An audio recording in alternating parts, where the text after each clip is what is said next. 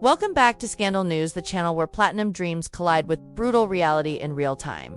Nobody expected the empire to crack this loudly. 1 minute, Drake was balancing on a hydraulic platform above 7,500 flashing phones, crooning the chorus that made him a billionaire. The next minute, rolls of toilet paper burst through the fog like cheap confetti. Water bottles smacked the chrome rails, and a chant that definitely did not sound like OVO spread through the stands. Each thud echoed like a punchline. Each fluttering sheet of tissue felt like a metaphor to on the nose, to be scripted by any bitter rival. Stagehands froze. The band glanced at monitors searching for cues. Drake kept pacing, but the swagger limped, and everyone could feel the vibe go sideways. 40-8 hours earlier, the same tour imploded in Manchester.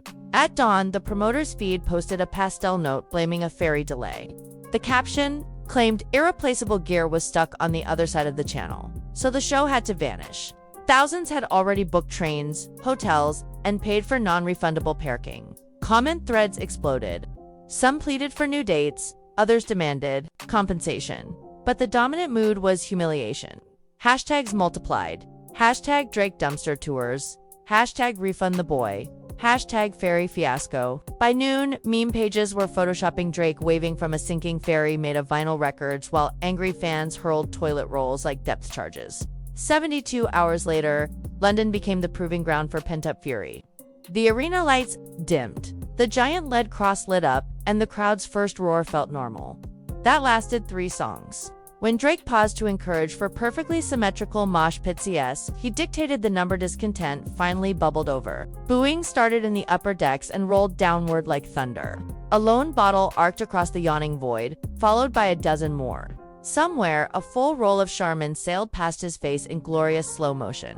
Security lunged, cameras flashed, the backing track never missed a beat, but the human at center stage definitely did. Social feeds exploded within minutes. Someone clip started from the bottom over slow motion footage of the airborne toilet roll. 20 million views overnight. Commenters argued over whether the projectile was symbolic, petty, or overdue karmic justice. One viral post read, "Got an issue, here's a tissue." Another asked, "Did Kendrick book aisle seats?" Even late-night hosts weighed in, dubbing the fiasco the soft tissue tour. But the carnage didn't stop at the border. Amsterdam greeted Drake with a wave of skepticism. Hype men begged for energy. The crowd responded with side-eye.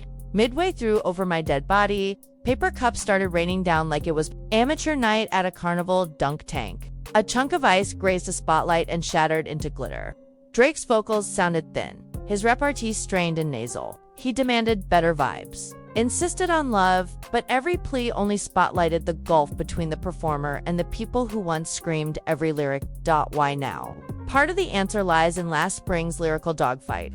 Kendrick Lamar's Meet, the Grams dismantled Drake's image line by line, overshadowing Drizzy's own Family Matters rebuttal within hours. Even neutral critics admitted Kendrick's storytelling landed cleaner punches. Streaming data backed it up. Kendrick's catalog numbers spiked for 6 straight weeks, while Drake's single slipped out of Spotify's top 20 before anyone learned the hook. At the same moment, Kendrick's Grand National Tour redefined success. In Seattle, he packed 60,000 Bodies into Lumen Field, broke domestic hip-hop attendance records, and left security guards filming verses on their own phones. Instead of recycled visuals, Kendrick brought new arrangements, surprise guest spots, and a Buick GNX spinning beneath laser grids.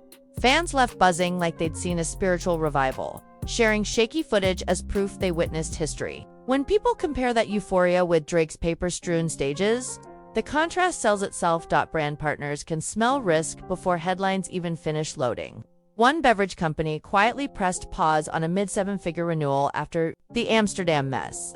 A luxury watchmaker requested a creative reset meeting. Festival bookers whispered about contingency clauses, worried viral chaos might migrate to their stages.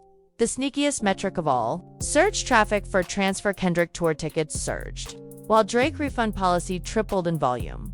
The darkest twist. Drake once wrote the rulebook. Kendrick is following early mixtapes, dripped humility, thanked supporters by name, flexed creative drive instead of corporate polish. Somewhere between stadium pyrotechnics and fragrance drops, that spark went missing. Now the digital town square judges him not as an underdog, but as a glossy institution that forgot how to earn love one song at a time. Still, redemption is possible. All empires wobble. The survivors listen. Imagine Drake announcing a pop tour, 25 dates, phones locked in pouches, no set list longer than the room's, patience. Imagine him opening with unreleased verses, telling the fairy joke on stage before anyone else can tweet it. Authenticity is still a currency, and when spent smartly, it compounds interest fast. Yet, until that pivot happens, every date on the calendar feels precarious. Forums now host betting pools on which city will deliver the next toilet paper salvo. Clips of Drake ducking debris loop on TikTok with prankster captioning.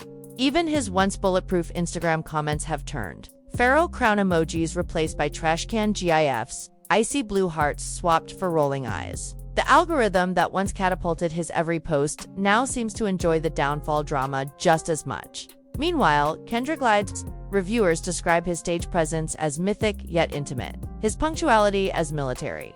He signs sneakers, records selfies on fans' phones, and raps entire verses with house lights on, letting faces replace tropes. The difference feels less like rivalry and more like evolution versus stagnation. Audiences simply want to feel valued, and Kendrick treats each show like a hometown finale. Industry watchers jot the lesson, cancel casually, reap chaos. Curate relentlessly, harvest loyalty. A principle so basic, it reads like a nursery rhyme, yet rare enough to separate icons from cautionary tales. For the moment, Drake's throne sits in a strange limbo. The seat still bears his crest, but cobwebs gather while critics inspect cracks. Every headline referencing airborne paper chips away at the aura of automatic supremacy. Younger artists watch closely, learning what to avoid. TikTok producers sample the booing as percussion. Somewhere in a lab, a marketing team drafts a humble comeback narrative, debating whether a surprise EP or a philanthropic gesture will thaw hearts faster. Outside arenas, the resale market shivers. Tickets for upcoming dates trade below face value for the first time in his stadium career. Buyers demand insurance. Sellers concede. Scalper forums label certain sections high-risk splash zones. A joke that lands a little too literal after Amsterdam's ice shards. One might argue this turbulence is healthy. Pop monocultures grow stale. Disruption revives excitement. Yet the velocity of Drake's nosedive feels unprecedented for a performer who dominated charts for 14 consecutive years. Even legends like Madonna and Jay-Z faced dips, but rarely. Did their own audiences weaponize garbage mid-show? It signals a fracture deeper than genre fatigue. It hints at a trust breach. What exactly tipped loyalists into open revolt? Some cite the ferry fiasco, others blame recycled staging. Still, others point to simmering beef fatigue. Most likely it's the convergence. People tolerated ticket fees when shows felt special, ignored petty feuds when the music slapped, forgave delays when the apology felt genuine. Strip away those buffers and irritation curdles into disdain. And disdain, once airborne, travels. It travels via retweets, reaction videos, parody TikToks, even AI audiobooks chronicling the rise and recycle of Aubrey Graham. The internet magnifies momentum, positive or negative, until the subject either pivots or perishes. So here's the question hanging over the industry like a rogue bottle above a spotlight. Will Drake pivot? Will he re-engineer shows, refresh vocals, and reconnect on a scale humans can feel? Or will he double down on spectacle, betting that glitter and flame cannons can drown booing? History suggests true comebacks start small. Think of Adele's intimate BBC special that reignited her mass appeal, or Justin Timberlake's club rehearsals before the 2020's revival. Stripped stages expose flaws, yes, but they also remind audiences why they cared in the first place. The songs, the stories, the very human crack in a note that proves there's a soul behind the brand. Until such rebirth arrives, the narrative remains stuck on a loop. Broken promises, bruised egos, and airborne roles to play. For fans inside those arenas, each toss feels cathartic. A physical vote that says, deliver or step aside. For viewers at home, it's popcorn drama. For competitors, it's a cautionary documentary playing out live. And for Drake, it's a crossroads. Either he looks in the mirror and sees the artist who once hustled mixtapes out of car trunks, hungry, nimble, willing to pivot, or he sees only the glossy reflection of a brand that no longer hears the crowd over the chorus of its own hype. Music. History loves a comeback almost as much as it loves a downfall. The next headline could announce a triumphant reset or another spectacular misfire. Right now, The only certainty is that toilet paper travels surprisingly far when hurled by a disappointed fan. Longtime observers trace the first hairline crack back to the release cycle for Certified Lover Boy. Pre-pandemic hype promised something revolutionary. The final product felt comfortable to the point of complacency. Critics noted the album sounded algorithmically optimized rather than passionately composed. A project once teased as experimental emerged as a playlist that barely shifted BPM. Yet Spotify spins masked the concern because numbers stayed astronomical. The dissonance between data and delight lingered, unnoticed by casual listeners but loudly discussed on forums that treat bar counts like scripture. Subsequent projects deepened the worry. Honestly, never mind surprise listeners with house-influenced beats. But the risk felt half-baked. Lyrics recycled familiar Instagram captions, and hooks lacked urgency. Many applauded the genre leap, yet still left unsatisfied, as though the chef swapped cuisines but kept reheating yesterday's entree. Then came For All the Dogs, promoted with nostalgic OVO owl imagery and paternal branding, only to land like a rough draft smoothed by autotune and marketing. Each underwhelming rollout added a brick to the wall now standing between artist and audience. Parallel to the musical dip loomed the branding bloat. Whiskey ventures, candle lines, shoe collabs, nothing wrong with diversifying. Yet every launch dimmed the mystique that once surrounded new music. The old aura of scarcity, remember, the frenzy for a single SoundCloud leak, fragmented into constant monetized touchpoints. Fans who once hung on surprise verse drops now scrolled past sponsored perfume ads. In the modern economy, attention is the rarest commodity. And Drake's feed demanded a lot of it without always delivering emotional return. Conversation also keeps circling back to age and authenticity. Hip-hop has never been gentle with veterans. Aging gracefully means evolving without looking desperate. Jay-Z's pivot to boardroom mogul, Nace's embrace of legacy tours, Eminem's turn toward reflective storytelling each found a lane. Drake remains in a limbo, too seasoned to play the fresh phenom, too pop-oriented to adopt elder statesman gravitas, too image-conscious to embrace raw vulnerability. When TikTok teenagers reenact his Degrassi wheelchair scenes, the joke lands, because nostalgia overpowers novelty. Meanwhile, Kendrick's protective rarity heightens impact. Years of silence followed by a fully realized body of work triggers communal listening moments. Think pieces sprout overnight. Dissertations form on Reddit before dawn. By withholding, Lamar fertilizes intrigue. By contrast, Drake's constant presence dulls edge. It's media saturation versus strategic droughtened when both artists occupy the same headline. Scarcity often feels powerful. Another factor fueling revolt is ticket pricing. Dynamic algorithms pushed prime seats for Drake's shows beyond the reach of casual fans. When the performance then underdelivered, resentment felt economic as well as artistic. Kendrick's tour, though pricey, offered tiered experiences, including limited capacity, sound checks, and charity tines. Customers felt their wallets hurt, but hearts rewarded.